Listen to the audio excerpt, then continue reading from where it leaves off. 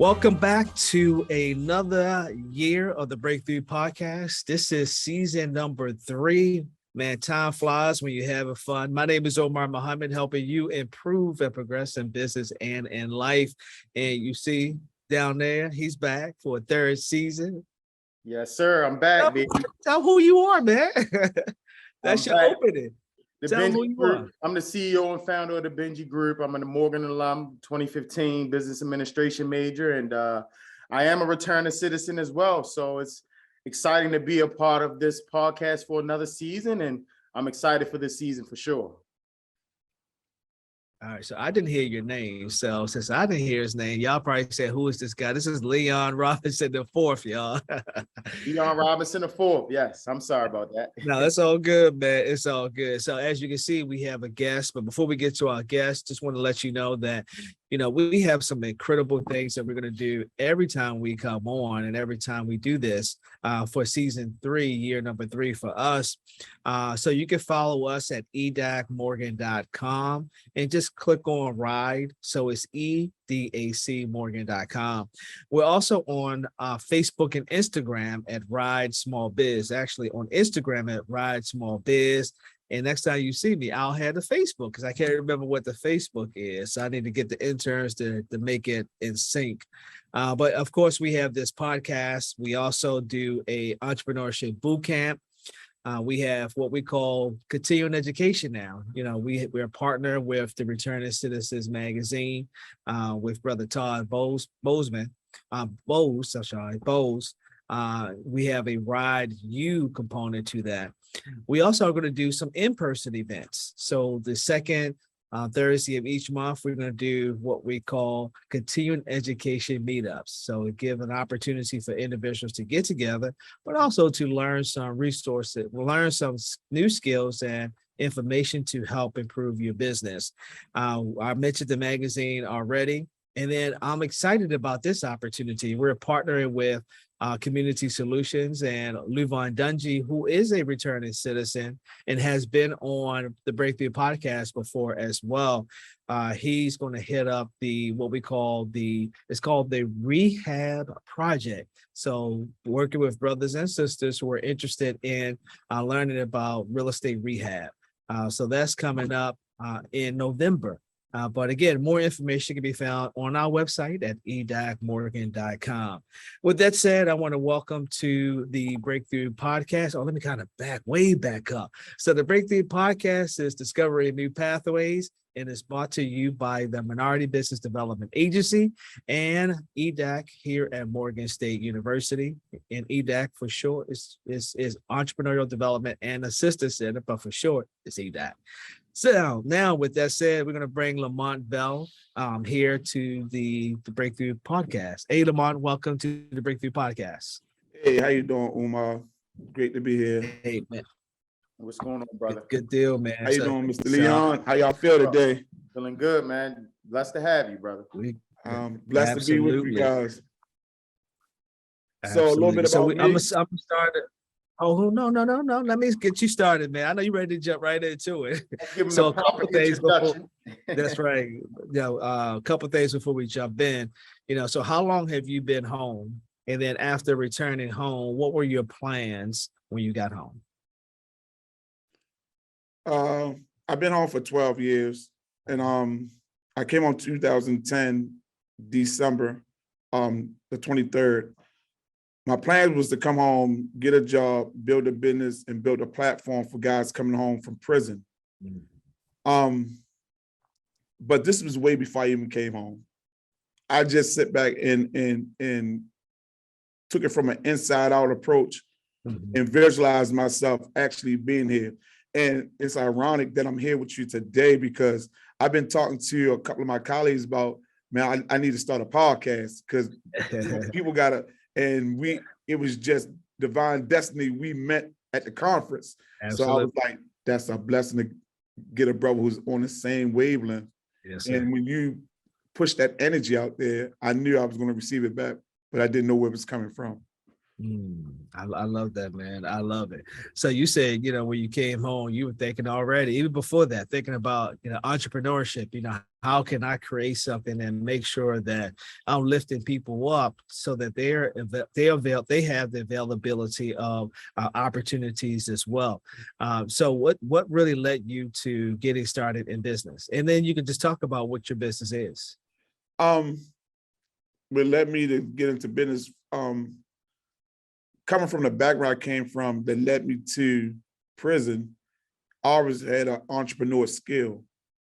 All the skills that I came with that led me into the business world, I already possessed, but I was taking the skill that I was blessed with in a win-lose situation. I have to win, somebody had to lose for me to feed my family, to do the things that I want and live that type of life that I wanted to live.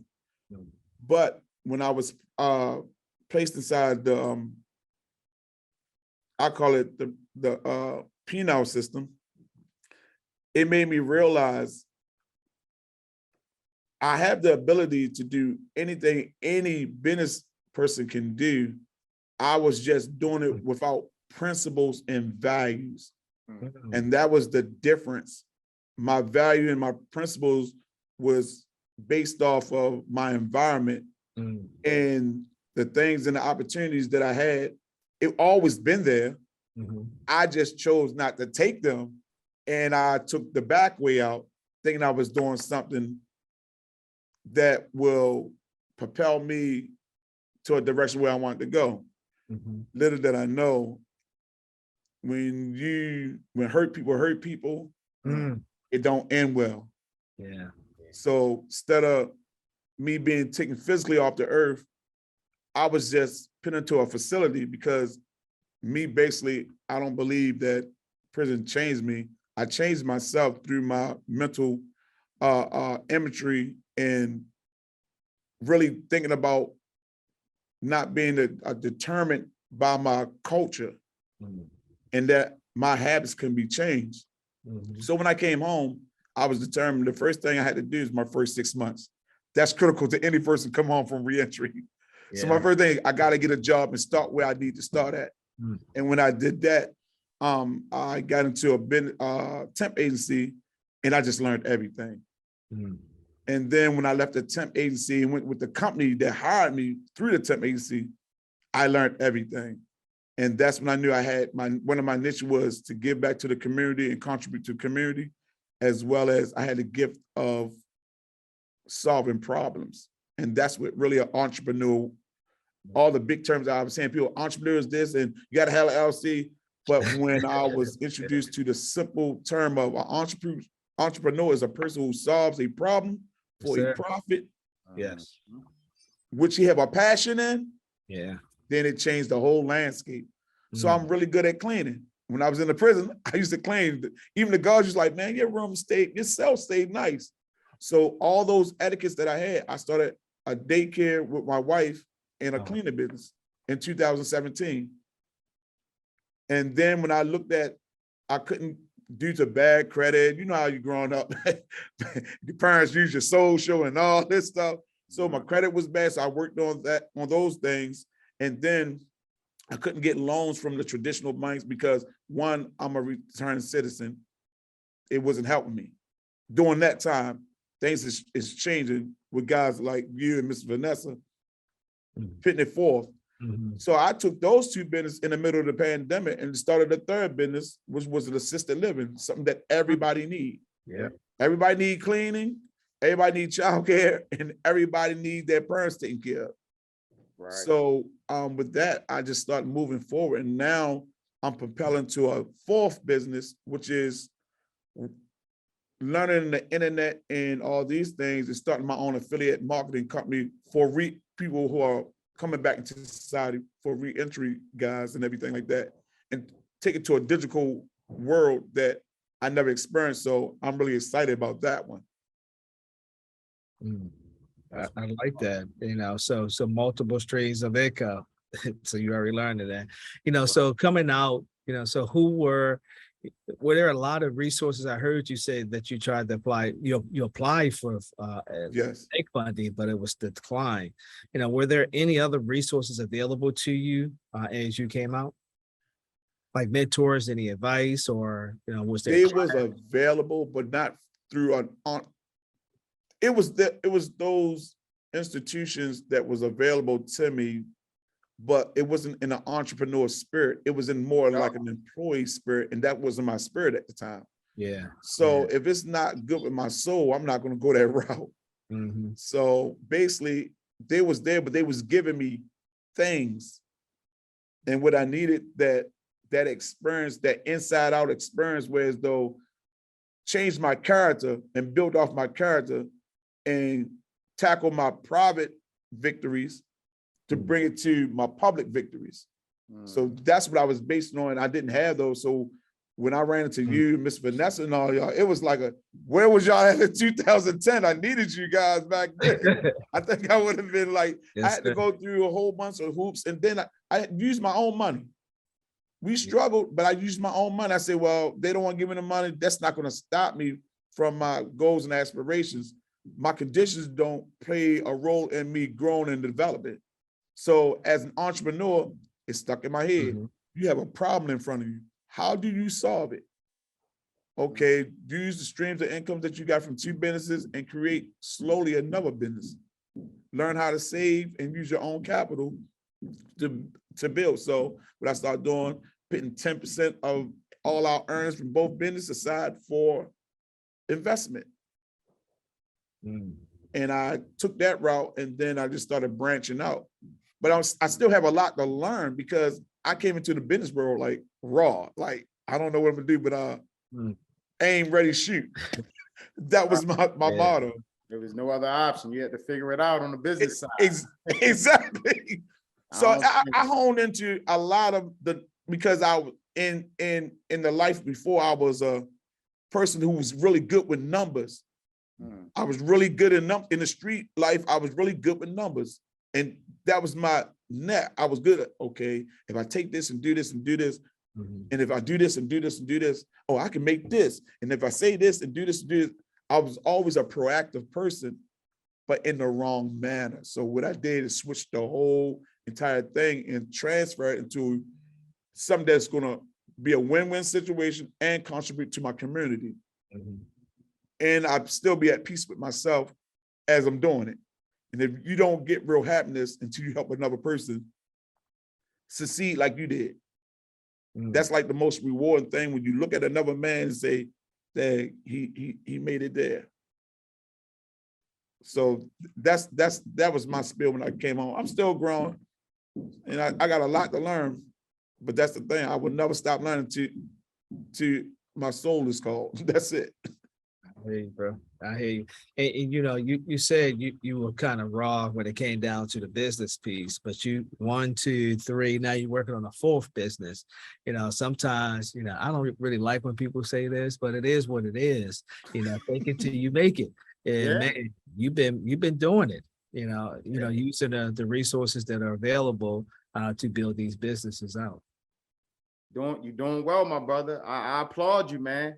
Someone who came back from the Bing and got multiple businesses. My question is more so around like how you were raised. Like we talk about like the experiences we go through as returning citizens or any adversity that we may go through, but like share a little bit about your background and just how you grew up and just that dynamic, because a lot of people can kind of relate to similar lifestyles and similar like upbringing, and that has a tremendous impact on how we behave and how we move as we get older. Well, I come from a family of 10. We lived in the projects, 3 bedrooms, and single parent mother. And father left me at the age of 7. Father was the swim coach for YMCA. He was a professor at Dunbar High School, but never was my father. Right. My oldest brothers and them was my look up to, and my uncles who was in the syndicate. They was my go-to people to look at. Well, this is what men's supposed to be. So during the process of growing up, it's 10 of us. Mom's got 3 jobs. So when I turned 14, I was introduced to a life secretly on my own. I was looking at my brother and them getting this money and looking nice and the girls around them. And I was like, oh, Yeah. I want to be like my brother. Right. So because the thing is, as human beings, we just want to be happy. Right. And seeing him happy, doing whatever he want to do, and nice cars and nice women, it was like exhilarating, like, oh, this, and then looking at these TV shows, like we grew up off Good Times. So looking at them being poor and then looking at my brother, I'm like, I don't want to be like them. I want to be like him. Yeah. So that was my role model. Right. And as I grew older, during my time, a lot of guys didn't like young guys out there in the street like they do now. Yeah. The wave was different back then. I had to sneak and get my little brown pouch bags and put my weed in and sell it. But if I got caught by one of them dudes from off the street, what you doing? I'm gonna tell your brother and your mother. We don't have that right now. Yeah. But back then, that's what it, but when I got around about 15, 16, 17 and was fighting, we moved from the projects to up Park Heights in 79. I was already used to seeing people get shot, fighting, killed, babies thrown out the window from the 10th floor. I've seen it. Right. So when I came into Park Heights doing it in 79, that stuff wasn't new to me. So guys looked at me like I was crazy because the stuff they was going through, I was like, what? That's nothing. I've seen worse than that. Right. So my mentality was totally different. So when I got up there, and then my brother had a name, my sister had a name, and we was known as the and kids, because all of us can fight. Everybody can fight, from the babies all the way up to the mother. Everybody fight. Yeah. So during them times, man, it was rough. So I come from a background of get it how you live. Right. Don't worry about what people say about you. Be your own man. Stand your ground. Don't snitch. All that stuff. It varies. And growing up, I'm like really thinking about, like, growing up, I had no leaders, no real leaders. Right. Right. So sometimes you start leading yourself, because I didn't want to be known as Lord Omar, because that's my brother's name, Omar. Okay. My brother's name is Omar. Wow. Wow. So I was like, I don't want to be known as Little Omar. So I created a character, and that's what we do. We create characters. We navigate and create our own character. I became this guy named LA. Why they call you up? Come from Lafayette Projects. That was my demeanor. Right. Ain't you Lil Omar? No, I'm not Lil Omar. Call me LA Slim. Don't call me nothing other than what you supposed to call me. Right. So, and then I was nice with my hands. So as I go toggle back and forth from my past to now, I had the ability to choose to do boxing. I was one of the smartest kids in my school. I think Mr. Omar know one of my best friends. His name Derek Chase. We grew up together. Absolutely, yeah. He chose school and I chose the street. We could have went this. I could have went to school and he could have went street. That's how like one thing I sit back and say, even though the circumstances as they was between stimuli and response, we have that one beautiful thing we can do is choose. Choice. And when I chose certain things, the choices I made created conditions of negativity. But now that when I went into the prison system and I changed my character again, changed it again, I narrated a new character. I actually came back to being Lamont Bell, who God intended me already to be. Right. So all the good principles and stuff that I learned made me develop a character that, like, oh, I can actually change and rescript my whole entire life and be not a different person, but the person I was meant to be on a higher level of thinking. And when I did that, like all the stuff, all my belief system from growing up, get it how you live, Just what men do, we don't snitch, we don't rap, blah, blah, blah, and all that stuff. I was like, oh, it was a facade to fit the street persona. Right. That's not what men do. Men build communities. Right. They build families, communities, and their integrity is to a limit where as though it's unquestionable. And when I found out that I can re-script my life and redo things over, and it's never too late. I went in at 28. I ain't come home until I was 40. Wow. You see what I'm saying? So this is my follow-up to that initial question. What would you tell your younger self, knowing what you know now, going through what you went through at 28 till 40, and the things you experienced as a kid? What would you tell your younger self? Good question, man. That was a good one. What I would tell myself back then, what would I tell myself? I would actually give them advice that you can solve a problem at the same level of thinking that you did when you created it. Right. That's powerful. So that's what I tell my younger self, because you really got to think about it. When we create the conditions that we built and we try to resolve it, it's called insanity. Because that was my first rodeo when I went to prison. That was my third. I'm a 3-time felon. So the insanity was, I can beat the system. Let me go and I can beat them this way. Right. I call myself sharp, but actually I was dulling myself because I wouldn't let my right side of my brain lead and my left brain manage. Wow. So when I was acting in that capacity, I'm like, oh. And when I sit back, what prison do to you, if you really sit back, it allows you to put yourself in a space in a corner and imagine. When you tap into the creativity of your right side of your brain and you envision how I want my life to be, this is my goal, this is how I want to look, and imagine yourself actually being in that position. It reveals yourself to yourself. It reveals yourself to yourself. Like, it's the most, it was the aha moment for me. It was so as I'm sitting there, people didn't understand, like, dude, you got 20 years, why is you happy? Because I finally found out who I am as a human being and a capability. I just started studying my brain, how it worked, the organs in my body, what makes it function. I live in this body every day, but I don't know nothing about it. right. That's the major problem.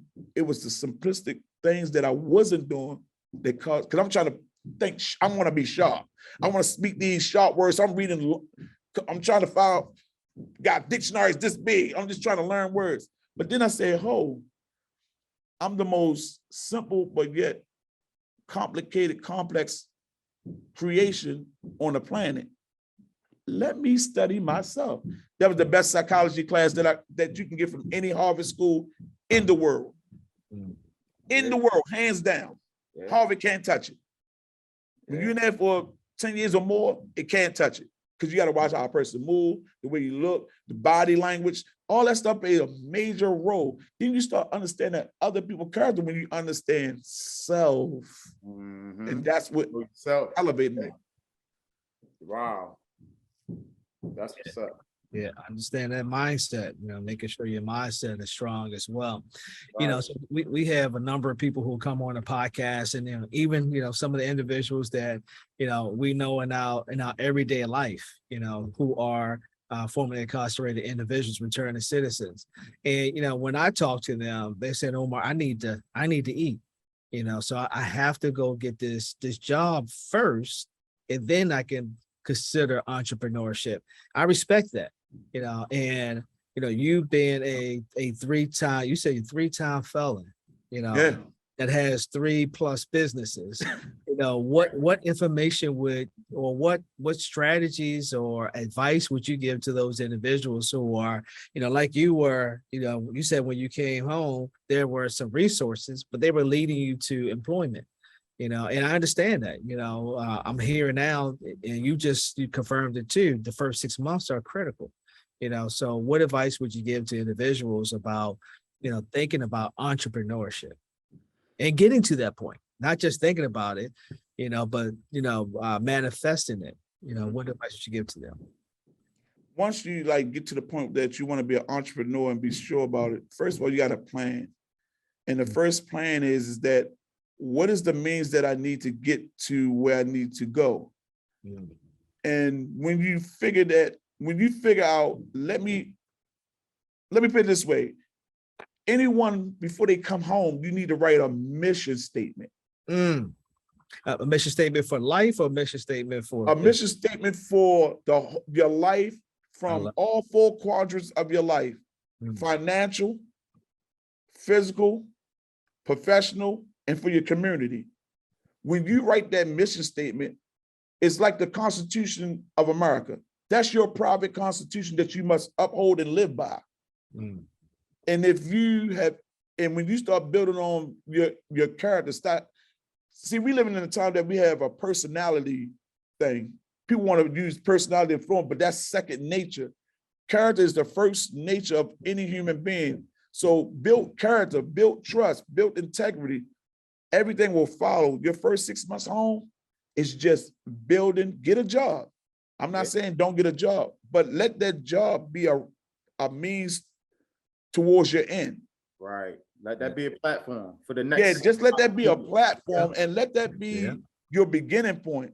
It's not your end point, and anything that's ethical and of moral principles, let that be your guide to your business. And you have to find out what you love doing.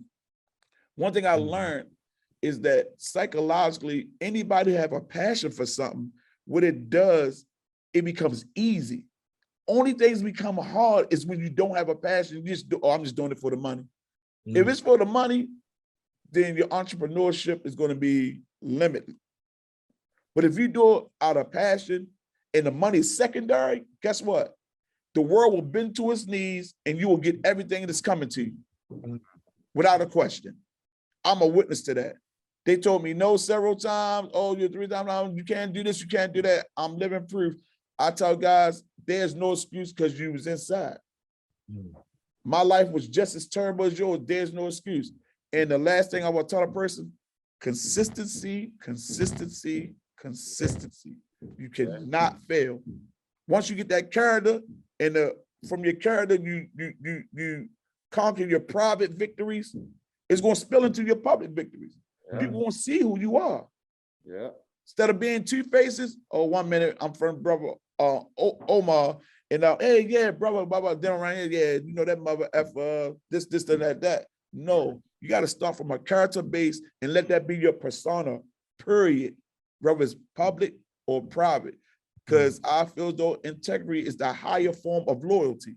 You can be loyal to money, but if you have integrity, it's certain money that you won't touch. Right. And there's certain things money can't buy, and there's certain doors money won't get you into. Period. Exactly. So it's the character. It's your character that's going to get you in those rooms, where most people won't be able to get into. So exactly. Man. And you hit it right on the nose. Discipline. And that's what I tell brothers. Don't come home saying somebody owes you anything. No one owes you anything. You owe yourself. So capitalize off, you are the business. I don't care. See, that's the producing capability. The business that you create physically is the producing capability. You are actually the business. You yourself. So whatever you got in here, in that heart, and in your mind, is going to show in your business. Your integrity or your lack of integrity is going to show in your business. So it starts from an inside out approach, because whatever you got inside is going to manifest physically. I don't care. It's the law. I thought about this for years. When I sat in that cell, I thought for years, nothing's going to stop me. Nothing's going to hold me. I'm not waiting for nobody. I'm not mad at nobody. It was my choice. The stimuli was, oh, get money, do this and this, women, cars, and chicks. And my response was, I'm going to go and get it. Now my response, I don't need that, because that don't build nothing, that destroy my community. This is what I'm ready to do. I'm ready to create a win-win situation. I eat, they eat, everybody eat, everybody win. I'm good. I can sleep at night. I'm at peace in my heart, and I'm happy. I'm happy. Yeah. So that's the things that I would tell a guy coming home. Yeah. Don't let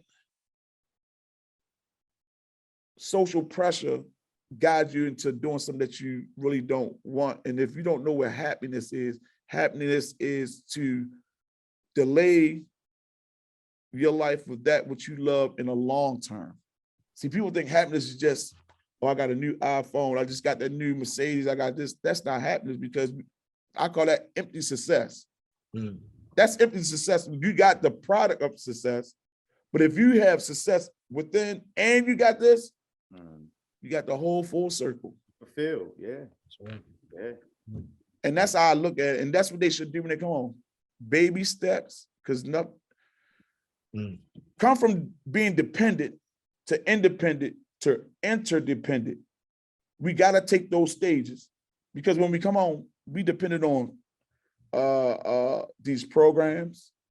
We depended on because when I came out, I had to get food stamps. I'm not gonna lie, I got food stamps. Anything the state that gave me, just to get where I need to get, no pride involved. I gotta start where I gotta start. Hey, yeah, no, put your pride aside, man. Exactly. So the thing is, once you get out of that dependent stage, you transfer your whole way of thinking to that independent. Guess what happened? It allows you to open up doors to be interdependent, whereas though you can deal with like-minded people. And that's the most highest form of dependency, is when you're interdependent, because that means with all three of us together, we can synergize and create something better if it was just one. And that's the key for anybody coming home. Keep it simple. Don't overthink it. Use what you got. Start where you at. Don't have no pride, but have pride of being who you are.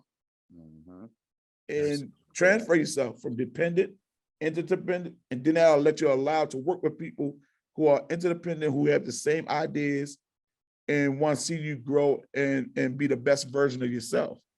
That's the only good advice I can give someone coming home from prison. Hey man, you dropped a lot of nuggets, man. We really appreciate that. Perfect. Yeah, absolutely. First guest of the third season. Exactly. So Lamont, how can people get in contact with you? How can people reach you? Honorable Cleaning 17@gmail.com.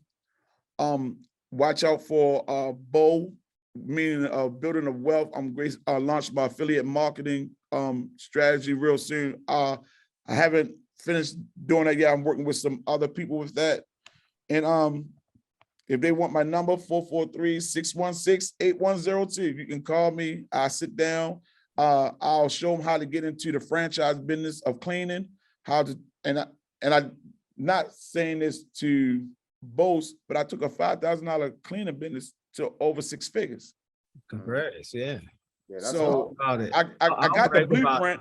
I'll brag about it. Lamont took a $5,000 investment to over 6 figures. Yeah. Congratulations. You got to brag about it. Celebrate. Yeah, exactly. It's about celebrating that. Yeah. Yeah, let's celebrate you. So with that being said, if they need any help, I don't have no mind to contribute to another person, man or woman, to building themselves.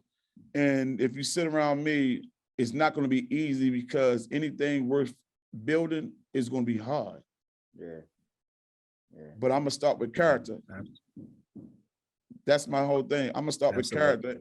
And then I go to the second round with your, you know what I mean, how to influence from your character base, not to play games and manipulate people. And that's what I don't want to be around. And likewise. All right, man. Well, we definitely appreciate you coming on board. Any final thoughts, Leon, and how people get in contact with you? No final thoughts. I'm just inspired. Thank you guys for tuning in. And I'm looking forward to a even more exciting rest of the season. And thanks a lot, Lamont, for joining us as our first guest. And look forward to maybe having you back again soon when that business touches 7 figures. Absolutely. Definitely. I would love. Well, thank you, Lamont. As always, thank you, Leon, for coming on board as well. And don't forget, you can find all episodes of season 1 and season 2 at edacmorgan.com. Just click on the ride. You'll see the Breakthrough Podcast, and that's edacmorgan.com. Follow us on Instagram. We at Ride Small Biz. Look forward to chatting with you all next time. Until we meet again, don't forget, continue discovering new pathways. And my saying, improve and progress. Peace. Yeah.